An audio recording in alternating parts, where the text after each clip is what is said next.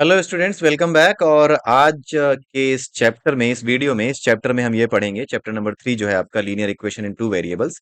इसमें हम पढ़ेंगे तीन चीजों के बारे में। क्या होते हैं कंसिस्टेंट लीनियर इक्वेशंस, क्या होते हैं इनकंसिस्टेंट लीनियर इक्वेशंस, और क्या होते हैं डिपेंडेंट लीनियर इक्वेशंस। पिछले वीडियो में हमने ये देखा कि जब हमारे पास दो इक्वेशंस थे, जैसे एक ये है x plus Y is equal to 8 and x minus Y is equal to 2। हमने देखा कि इन दोनों को लेकर के जब हमने ग्राफ बनाया, ठीक है, आप ग्राफ पेपर पे बना लीजिएगा जो भी हो। ग्राफ पेपर पे जब आपने ग्राफ बनाया होगा तो हुआ ये कि एक्स और वाई की वैल्यू जब आपने रखी, एक्स और वाई की अलग अलग वैल्यूज के लिए जब आपने दो लाइंस प्लॉट की, तो एक लाइन कुछ ऐसी आ रही थी और एक लाइन कुछ ऐसी आ रही थी। ये लाइन जहां काट रही थी वो था 3 एंड 5, 5 एंड 3। ठीक है, 5 एंड 3 पे ये लाइन काट रही थी, ये इंटरसेक्ट कर रही थी 5 एंड 3 पे। तो यही क्या था, इसका इक्वेशन था। ग्राफ की हेल्प से हम निकाल रहे थे अभी कि किस तरीके से हम सोल्यूशन निकाल सकते हैं लीनियर इक्वेशंस इन टू वेरिएबल्स। अगर हमारे पास दो इक्वेशंस है तो कैसे निकाल सकते हैं, वो ये तरीका था। अब अगर आप यहां पर देखें और इसको ध्यान से x plus Y is equal to 8 को समझें, तो हमारा जो नॉर्मल फॉर्म होता है एक पॉलिनोमियल का इन टू वेरिएबल्स, एक लीनियर पॉलिनोमियल का इन टू वेरिएबल्स या linear equation in two variables, वो कुछ ऐसा होता है a x plus b y plus c is equal to 0। ठीक है, तो यहां पर अगर आप पहले इक्वेशन को देखें तो ए की वैल्यू क्या है, 1 है, बी की वैल्यू क्या है, 1 है, सी की वैल्यू क्या है, 8 है। ठीक है, उसके बाद अगर हम दूसरे को देखें, इस वाले को x minus Y is equal to 2। ठीक है, यहां पे सी की वैल्यू क्या होगी, -8 होगी, क्योंकि आप इसको x plus Y is equal to 8 को कैसे लिख सकते हो, x plus Y is equal to 8 को आप ऐसे लिख सकते हो, x plus Y minus 8 is equal to 0। ठीक है, अब दूसरा जो इक्वेशन है x minus Y is equal to 2, इसको आप कैसे लिख सकते हो, x minus Y minus 2 is equal to 0। ये दूसरा इक्वेशन हो गया। यहां पर a की वैल्यू आप निकालिए, a की वैल्यू आई है 1, बी की वैल्यू आई है इज इक्वल टू -1, सी की वैल्यू आ रही है -2। ठीक है, तो आप इसको ऐसे कर सकते हैं, इसको a1 लिख सकते हैं, यहां वाले को a1, इसको लिख सकते हैं b1, इसको लिख सकते हैं c1। यहां पर भी क्या कर सकते हैं, इसको a2 लिख सकते हैं, इसको b2 लिख सकते हैं, इसको c2 लिख सकते हैं। ठीक है, अब आप जरा ध्यान से देखिए तो आपको एक इक्वेशन पता चलेगा, एक रिलेशन पता चलेगा, a1 by a2 is not equal to b1 by b2। ठीक है, a1 by a2 is not equal to b1 by b2 and also not equal to c1 by c2। ये एक आपको रिलेशन पता लग रहा है, यानी a1 और a2 आप दिखा लिए, 1/1 इज नॉट इक्वल टू क्या है, 1/-1। भाई b1 b2 आपने देख लिया ना, यहाँ पे क्या क्या है उनको रख के देखिए इस रिलेशन में। और उसके बाद आप देखिए नॉट इक्वल टू किसका, -8/-2। ठीक है, ये हो गया आपका 4/1। ठीक है, तो कहीं पर भी ये यानी ये पूरा का पूरा a1/a2 is not equal to b1/b2 is not equal to c1/c2, ये रिलेशन आपको पता लग रहा है। ठीक है, तो ये जब भी रिलेशन होगा, जब भी ये रिलेशन होल्ड करेगा, कोई भी इक्वेशन अगर आपको दिया जाए, दो इक्वेशंस दे दिए जाएं और आपसे ये पूछा जाए कि क्या इन इक्वेशंस का कोई सोल्यूशन होगा, तो अगर ये रिलेशन मिलता है आपको, a1/a2 is not equal to b1/b2 is not equal to c1/c2, और इसका एक सोल्यूशन है, तो इस तरह के इक्वेशंस को हम क्या कहते हैं, consistent equations, linear equations, consistent linear equations. ठीक है, क्योंकि इस तरह का जो जिस तरह के जो इक्वेशंस होते हैं, जहां पे a1/a2 is not equal to b1/b2 and not equal to c1/c2, जहां पे ऐसी स्थिति बनती है, वहां पे क्या होता है, वहां पे आपका कोई ना कोई सोल्यूशन एग्जिस्ट करता है। और इस तरह के लीनियर इक्वेशंस को हम क्या कहते हैं, इस तरह के पेयर ऑफ लीनियर इक्वेशंस को, यानी ये जो पेयर था x plus Y is equal to 8 और x minus Y is equal to 2, इस पेयर को हम क्या कहते हैं, कंसिस्टेंट लीनियर इक्वेशन कहते हैं। ठीक है, ये कंसिस्टेंट लीनियर इक्वेशन की डेफिनेशन है, ये परिभाषा है। उसके बाद हमारी बारी आती है इनकंसिस्टेंट की। ठीक है, इनकंसिस्टेंट का मतलब क्या होता है, हम दो इक्वेशंस लेते हैं, x plus Y is equal to 7 और x minus Y is equal to 9। ये ले लेते हैं, x plus Y is equal to 7, x minus Y is equal, x plus Y is equal to 9, x minus y नहीं, x plus Y is equal to 9। तो यहां पर अगर आप देखें तो दोनों इक्वेशंस को कन्वर्ट कीजिए, this implies x plus Y minus 7 is equal to 0 and this implies x plus Y minus 9 is equal to 0। यही तो होगा। यहां पर पहले वाले इक्वेशंस के लिए, पहले वाले इक्वेशन के लिए और दूसरे वाले इक्वेशन के लिए हम a1 b1 और c1 निकालते हैं। a1 क्या हुआ 1, b1 क्या हुआ 1, c1 क्या हुआ -7। दूसरे वाले इक्वेशन के लिए निकालते हैं, a2 क्या हुआ 1, b2 क्या हुआ 1 और c2 क्या हुआ आपका -9। ठीक है, यहां पर आपको एक चीज दिखाई दे रही होगी, a1 by a2 is equal to b1 by b2। a1 by a2 b1 by b2 के बराबर है, लेकिन इनमें से कोई भी 7 बाई 9 यानी कि c1 बाई c2 के बराबर नहीं है। ठीक है, यानी यहां पर क्या दिख रहा है आपको, a1 by a2 is equal to b1 by b2 but which is not equal to c1 by c2। अगर ऐसा कोई भी इक्वेशन आपको दिखाई दे, पेयर ऑफ इक्वेशन दिखाई दे, तो इस तरह के इक्वेशन को क्या कहा जाता है, इनकंसिस्टेंट कहा जाता है। इनकंसिस्टेंट क्यों कहा जाता है, इनकंसिस्टेंट पेयर ऑफ इक्वेशन। ये हम समझेंगे कि इनकंसिस्टेंट क्यों कहा जाता है। इनकंसिस्टेंट इसलिए कहा जाता है क्योंकि इन दो इक्वेशन से जो भी लाइन आप खींचोगे ग्राफ पे, लीनियर इक्वेशन है, लाइन ही बनेगी, लेकिन इन दोनों इक्वेशन से जब आप लाइन खींचोगे ना, तो वो लाइन कहीं पर भी इंटरसेक्ट नहीं करेगी, आपस में एक दूसरे को काटेगी ही नहीं। यानी एक्स और वाई की कोई वैल्यू आप निकाल ही नहीं पाओगे जो दोनों को सेटिस्फाई करे। इसको भी सेटिस्फाई नहीं करेगी और इसको भी सेटिस्फाई नहीं करेगी। X plus Y is equal to 7 और X plus Y is equal to 9, ये दोनों एक साथ पॉसिबल नहीं हो सकते, लेकिन इन दोनों से एक इक्वेशन बनेगा, एक्स प्लस वाई और एक्स प्लस वाई 9। अगर आप एक्स और वाई की वैल्यू कैसे निकालोगे ऐसी जिसको जोड़ने पे 7 भी आए और 9 भी आए, पॉसिबल नहीं है ना। लेकिन ये ग्राफ पे जब आप प्लॉट करोगे तो वो कैसा दिखेगा ये भी पूछा जाता है। ये भी आपके मल्टीपल चॉइस क्वेश्चंस में आता है कि नीचे कुछ ग्राफ दिए गए हैं, इनमें से कौन से ग्राफ इनकंसिस्टेंट लीनियर इक्वेशंस के पेयर के ग्राफ हैं। दो लाइंस ऐसी हैं जिनकी जो कि इनकंसिस्टेंट पेयर ऑफ इक्वेशन है, आप फाइंड आउट कीजिए कि नीचे दिए हुए ग्राफ में से कौन सा है वो, और कोई होगा जो कि कंसिस्टेंट होगा। ठीक है, तो इस केस में क्या होता है, इसको हम ग्राफ को प्लॉट करके देखते हैं, इनकंसिस्टेंट वाले को। सी यहां पर हमने बनाया ये ग्राफ के लिए एक्स एक्सिस तैयार कर लिया और ये वाई एक्सिस तैयार कर लिया, और यहां पर नीचे इस जगह पर कहीं पर एक वो बना लेते हैं, यहां पर किनारे बना लेते हैं। ठीक है, एक्स और वाई इज इक्वल टू क्या होगा, X plus Y is equal to 7 था ना, तो Y is equal to 7 minus X हो जाएगा। ठीक है, अब यहां पे बनाने की कोशिश करते हैं। ठीक है, तो x की वैल्यू अगर आप 1 रखेंगे तो y की वैल्यू कितनी आएगी 6, 2 रखेंगे तो 5, 3 रखेंगे तो कितनी आएगी 4, और 4 रखेंगे तो कितनी आएगी 3 आएगी। ठीक है, तो इस तरीके से एक लाइन खींचने की कोशिश करते हैं, 1 2 3 4 5 6, यहां पर भी हम लिख देते हैं 1 2 3 4 5 6।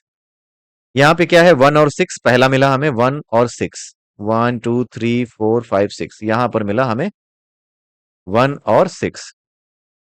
दूसरा मिला 2 एंड 5, तो ये रहा 2, ये आया आपका 5, तो यहां पे आया, ये आया आपका 2 एंड 5। ठीक है, तीसरा आया हमारा 3 एंड 4, तो 3 एंड ये रहा 4, ये आ गया 3 एंड 4। ठीक है, उसके बाद आया 4 एंड 3, तो ये रहा 3, 1 2 3, तो ये आपका 4 एंड 3, तो ये आपका आएगा कुछ यहां पे। ठीक है, थोड़ा सा दूरी बढ़ गई है इसलिए आपको लग रहा होगा, लेकिन यहाँ ये 1 2 3 4 आप ऐसे बना सकते हैं, 1 2 3 4 यहां पर आपका मिल गया, 3 आपका यहां मिल गया, 2 आपका यहां मिल रहा है, 1 आपका यहां मिल रहा है। अब आप इसको खींचेंगे लाइन को तो थोड़ी सी लंबी खींच लीजिए, थोड़ा सा लंबा लंबा खींच दीजिए इसको, और उसके बाद क्या करिए यहां पर काट देगा ये। तो जहां पर ये काटता है ना, ये जो हाइट होती है, जैसे आपका पहला इक्वेशन क्या था, X plus Y is equal to 7, तो एक्स प्लस वाई माइनस 7 आता है ये। ठीक है, तो होता ये है कि ये जो x plus Y is equal to 7 जो आता है ना, ये 7 कौन सी वैल्यू होती है, ये 7 वो वैल्यू होती है जो इसकी हाइट होती है, जहां पे जितनी ऊंचाई पर ये आपका जो लाइन है ना, ये वाई एक्सिस को काट रही होती है, उसी को क्या कहते हैं, सी कहते हैं। तो ये 7 इसकी हाइट होगी, यानी ये 7th नंबर पे काटेगी। जब आप इसको लाइन को सीधा करोगे ना, तो 7 पे जाके काटेगा। आप देख भी रहे होगे जिस तरीके से हमने लाइन बनाई है, ऑब्वियसली ये 7 पे ही काटेगी।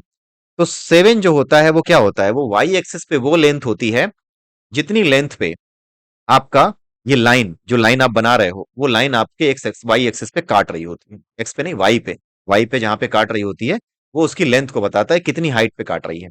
तो ये होता है 7 और ये होती है लाइन। तो इस तरीके से लाइन और जो सी है, यानी कि जो आपका कांस्टेंट है, उसका रिलेशन आप समझ रहे होंगे। अब जरा दूसरा इक्वेशन देखते हैं। दूसरा इक्वेशन क्या है, एक्स और वाई इज इक्वल टू क्या बना, 9 - X, right. X plus Y is equal to 9 भी था ना। तो उसको हमने यहाँ पे रखने की कोशिश की है। यहाँ पे 3 4 वैल्यूज रखेंगे और रख के देखते हैं। तो अगर x की वैल्यू 1 है तो 9 - 1 8 आएगा। x की वैल्यू 2 है तो 9 - 2 7 आएगा। x की वैल्यू 3 है तो 9 - 3 6 आएगा। x की वैल्यू अगर 4 है तो 9 - 4 5 आएगा। x की वैल्यू अगर 5 है तो 9 - 5 ये 4 आ जाएगा। अब इस लाइन को भी जरा खींचने की कोशिश करते हैं। ये रहा 1, यहाँ पे कहीं जाएगा 8, ठीक है, यहाँ पे 8 आएगा। ये रहा 2, यहाँ पे आया 7, ठीक है, ये रहा 7। फिर आया 3, फिर यहाँ पे आया 6, ठीक है, 6 पे मिलेगा। तो जब आप इसको खींचेंगे ना, तो ये एक सीधी लाइन बनेगी, लेकिन ये लाइन क्या करेगी, ये कहीं पर भी काटेगी नहीं आपके दूसरी लाइन को। क्योंकि ये दूसरी लाइन को नहीं काटेगी, इंटरसेक्ट नहीं करेगी, तो इसका कोई सोल्यूशन होगा ही नहीं। यानी कि जब दो लाइंस ऐसी हो जो बिल्कुल पैरेलल हो जाएं, कहीं पर भी ना काट रही हो, तो इन दैट केस इन दोनों इक्वेशंस को, जिनसे ये लाइन आपने बनाई है, इन दोनों इक्वेशंस के पेयर को आप क्या कहते हो, inconsistent pair of linear equations कहते हो इन टू वेरिएबल्स। आपको समझ में आ रहा होगा, आई होप। यहां पर क्या होगा, अगर आप यहां पर देखिए, पिछली बार हमने देखा था x + y = 7, इस बार हम देखते हैं x + y = 9। तो ये जो हाइट होगी, यहां वाली हाइट, ये पूरी जो हाइट होगी, आई होप आपको समझ में आ रहा होगा, ये 9 होगी। तो ये जो सी होता है, ये क्या होता है, किस हाइट पे, वाई एक्सिस पे आपकी ये लाइन जो आपने बनाई है, वाई एक्सिस को किस लाइन पे, किस हाइट पे काट रही है, उसी की लेंथ होती है, उसकी उसी की हाइट होती है। ठीक है। तो ये इनकंसिस्टेंट पेयर ऑफ इक्वेशंस होते हैं, जिनका कोई सोल्यूशन नहीं निकाला जा सकता। इसका मतलब कि जिनसे अगर हम दो लाइंस खींचें, दो पेयर ऑफ इक्वेशन जो दिए गए हैं, उनसे अगर हम कोई लाइन, दो लाइनें खींचें, तो वो लाइनें आपस में एक दूसरे के पैरेलल होंगी, एक दूसरे को कभी काटेंगी नहीं। अब आती है तीसरी कंडीशन। तीसरी कंडीशन ये होती है आपके डिपेंडेंट वाली। ये क्या होता है, इसको समझते हैं। डिपेंडेंट वाली कंडीशन कुछ ऐसी होती है, एक इक्वेशन आपने लिया, x + y = 2 and y, sorry, x + y, यहां पे लिया आपने x + y = 2। दूसरी लाइन आपने ले ली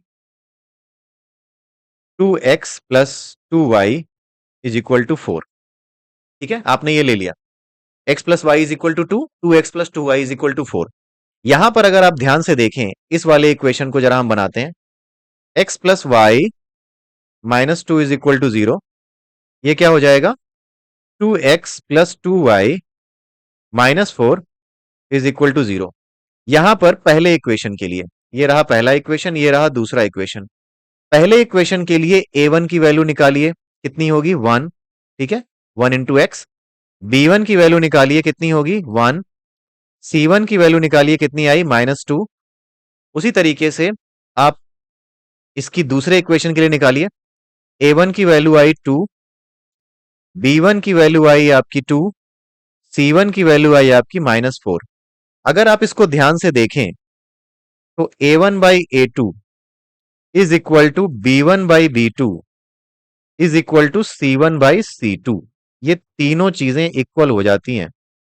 a1/a2 1/2 हुआ, b1/b2 1/2 हुआ, c1/c2 क्या हुआ, -2/-4, जो कि अल्टीमेटली 1/2 ही आएगा। आएगा। तो इसका मतलब क्या हुआ कि a1/a2 is equal to b1/b2 and c1/c2 आपके सामने आ गया। अगर ऐसा हो गया, अगर दो इक्वेशंस आपको दिए गए हैं, पेयर ऑफ लीनियर इक्वेशंस आपको दिए गए हैं, और ऐसा हो जाता है कि a1/a2 is equal to b1/b2 is equal to c1/c2 आ जाता है, तो आप इस तरह के इक्वेशन को क्या कहेंगे, dependent pair of linear equations.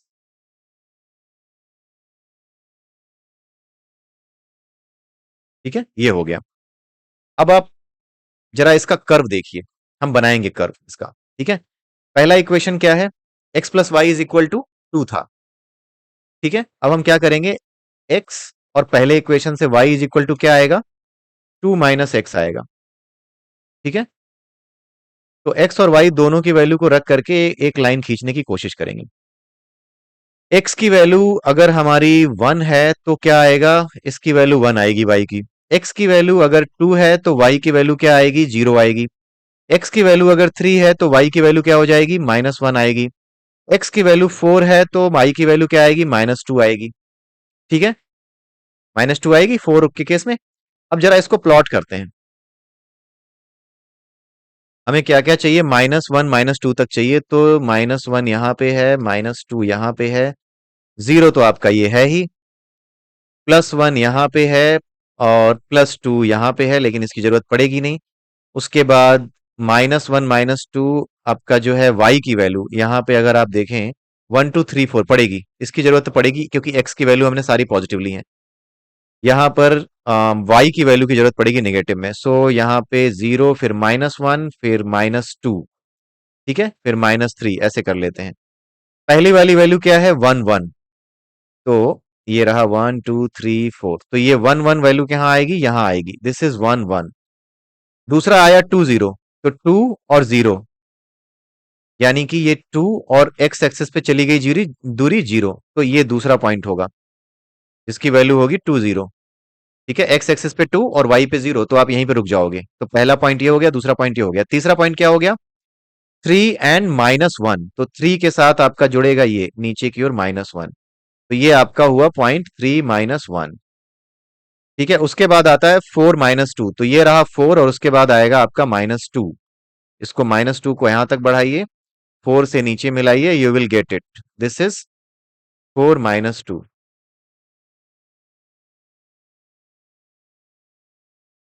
ठीक है, ये सीधी लाइन आएगी, थोड़ी टेढ़ी दिख रही है ये, क्योंकि इसमें बना रहा हूं बिना ग्राफ के, तो ये टेढ़ी दिख रही है, लेकिन ये सीधी लाइन आएगी। तो ऐसी एक लाइन आ रही है। ठीक है, अब जरा दूसरा इक्वेशन जो था उसको देखते हैं। दूसरा इक्वेशन क्या था, 2x plus 2y is equal to 4 था, है ना। ठीक है, तो यहां पर अगर आप x को ऐसे ही रखें तो y की वैल्यू जो आप निकालेंगे वो कितनी आएगी, y की वैल्यू आएगी 4 -2y बाई 2। ये मैथमेटिक्स आपको नहीं सिखाने जा रहे वाला मैं, क्योंकि ये आपको पता होनी चाहिए, ये आपने करी हुई है। यहां पर आप वैल्यू निकालनी शुरू करते हैं। अब एक कमाल की चीज आपको मिलेगी, पता भी होगा क्या मिलेगी, लेकिन फिर भी आप देखिए अगर नहीं पता है तो। यहां पे 1 रखिए, 4 -2। ठीक है, Y Y is equal to 4 -2x by 2। ठीक है, 4 -2x बाई 2 हो जाएगा। तो यहां पे क्या होगा, 4 -2 बाई 2 1 आएगा। उसके बाद अगर आप x की वैल्यू 2 रखते हैं, यहां पे रख के देखिए, 4 -2 × 2 4, 4 - 4 0, 0 को 2 से डिवाइड किया 0। फिर इसके बाद तीसरी चीज आई, 3 रखा हमने, तो यहाँ पे क्या आएगा, 4 -2 × 3 बाई 2 कितना हो गया, 4 - 6 बाई 2, यानी कि -2/2 इज इक्वल टू -1। तो ये 3 की वैल्यू यहाँ -1 आ गई, 3 अगर x है तो y की -1 आ गई। उसके बाद आता है 4, 4 अगर आप रखेंगे तो क्या आएगा, 4 - 2 × 4 बाई 2 कितना आ गया, 4 माइनस, ओके यहाँ पे 2, 4 - 2 × 4, 8/2। यहाँ पर आपने 3 रखा था तो 2 3 जा 6, यहाँ पर अगर आपने 4 रखा 8, ओके, यहाँ पे -1, यहाँ पर आपका आएगा -2। ठीक है, 4 - 2 is equal to -4/2 is equal to -2। ठीक है, तो ये वैल्यू आएगी आपकी -2।